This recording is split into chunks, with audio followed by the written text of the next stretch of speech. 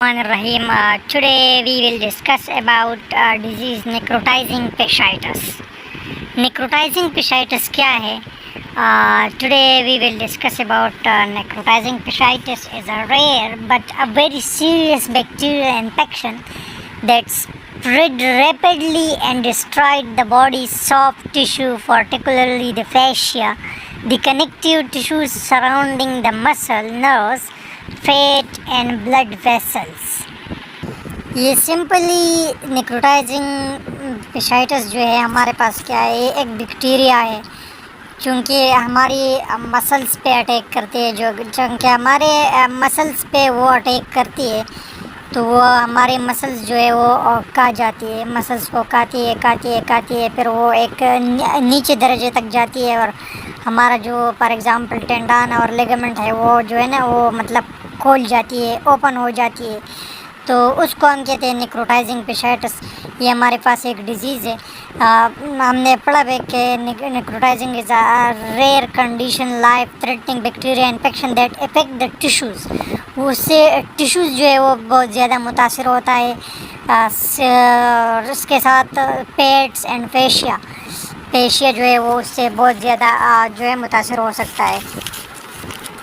Fascia basically हमारे पास एक nerves होती है क्योंकि आलमोस्ट जो है वो सेंसिटिव होती है स्किन के साथ, और ये जब स्ट्रेस हो जाती है तो फिर वो टाइट हो जाती है।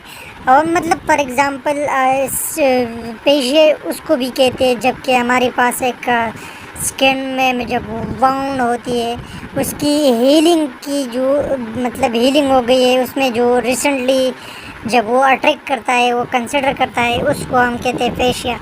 चूँकि इस डिज़ीज़ में बैक्टीरिया जो है वो अटैक करेंगे मसल्स, फैट्स और फेशिया के ऊपर, मतलब आपकी जो मसल्स है वो बैक्टीरिया जो है वो आपकी मसल्स को खा जाती है, उसमें आपकी जो टेंडन्स है और लिगामेंट है वो मतलब ओपनली जो है वो वाउंड हो जाएगी। उसकी बात तो कुछ फैक्टर्स है हम उसको डिस्कस करेंगे। सबसे पहले जो फैक्टर्स है उसकी मतलब काजेज़ क्या हो सकती है, किस वजह से कौन सी बैक्टीरिया है वो काज करती है। यूजुअली जो है काज करती है ग्रुप ए का जो स्ट्रेप्टोकोकस बैक्टीरिया है।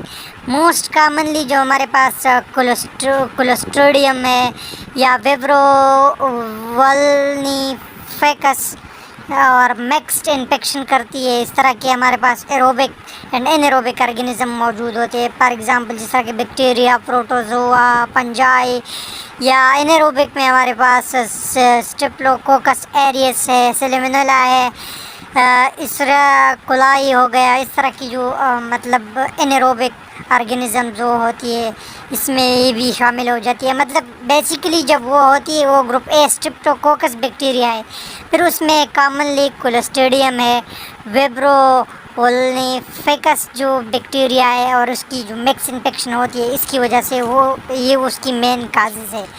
इसके बाद हमारे पास आता है मतलब उसकी ऑनसेट, वो हमला किस तरह कर सकता है, मतलब तो वो जो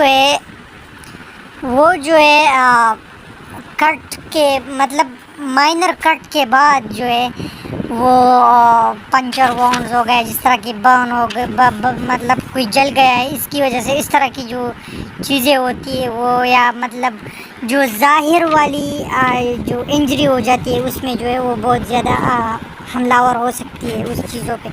इसके बाद उसकी मतलब तो उसकी तरक्की कैसी होगी, ये बैक्टीरिया जो है वो हमारे पास एक टॉक्सिन रिलीज़ करेगा और वो टॉक्सिन जो है वो फिर टिश्यू को जो है वो डिस्ट्रॉय करेगा। जब टिश्यू को डिस्ट्रॉय करेगा तो ब्लड की जो फ़्लो है उसकी ब्लड फ़्लो जो है वो उसको कमज़ोर हो जाएगी, मतलब ब्लड फ़्लो जो है वो स्लो हो जाएगी और नुकसानदेह हो जाएगी। तो उसकी काजेज़ में फिर हमारे पास क्या होगा कि टिश्यू की डेथ हो जाएगी।